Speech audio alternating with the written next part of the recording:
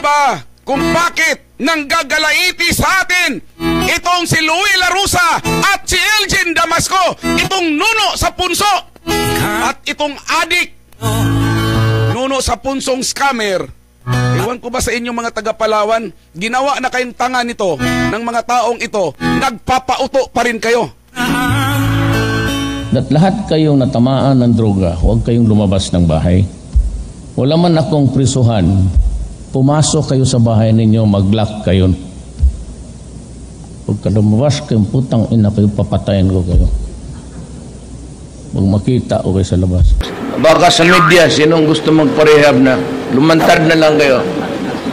Tago ba kayo, terrorist? Sino? Sino daw sa mga media na mga adik magparehab na? Louie Larusa, ikaw ba'y nagparehab na? Sumuko ka na ba? Ikaw ba'y sumuko na? Ikaw, Elgin Damasco, iyan lang niyuyurakan ninyo ng husto ang larangan ng mamamahayag. Kamali.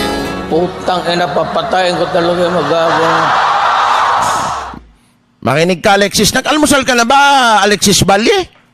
Mag-almusal ka muna. Baka mamaya hindi ka mawalan ka ng gana. Mamamayat ka lalo niyan.